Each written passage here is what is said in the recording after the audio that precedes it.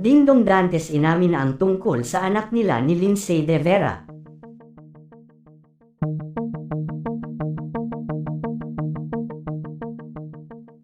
Hot topic nga ngayon sa buong social media platform ang di umano'y pagkakaroon ng anak ng aktor na si Dingdong Dantes sa dating starlet ng Kapuso Network na si Lindsay De Vera. Matatanda ang taong 2021 unang mapabalita sa social media ang isang blind item na di umano'y nabuntis ng isang pamilyadong aktor ang starlet na ito na kanyang nakatambal sa isang pelikula o teleserye sa nasabing network. Mabilis na kumalat noon ang haka-haka at espekulasyon ng mga netizens na si Dingdong Dantes at Lindsay De Vera ang tinutukoy sa nasabing blind item.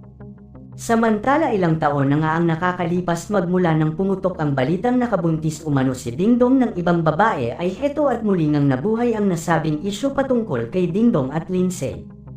Dahil na din sa naging pagsiwalat ni Christopher Mann sa kanyang vlog na di umano ay totoong nagkaroon ng relasyon ng aktor at aktres na ito noon, at totoo ding nagbunga ito ng isang supling.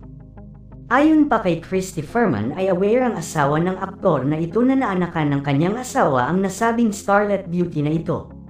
Samantala ayon pa sa balita ay totoong ang dahilan ng biglaang paghinto ni Lindsay De Vera noon sa showbiz ay dahil buntis nga ito sa anak nila ni Dingdong Dantes. Ayon pa sa nakalap naming impormasyon ay labag umano sa loob ni Lindsay De Vera na iwanan ang kanyang pag-aartista sa Kapuso Network. Ngunit utos umano ng kanyang manager na itago ang lahat ng ito sa publiko dahil na din sa masisira na reputasyon ng mag-asawang Dingdong at Marian Rivera.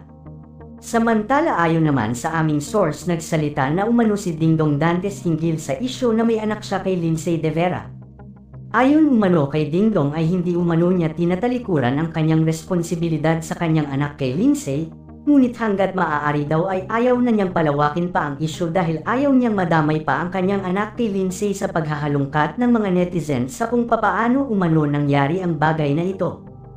Hindi naman makapaniwala ang fans at supporters ng Dongyan sa balita na nangaliwa pala noon si Dingdong at nagbunga pa ang kanyang pagtataksil.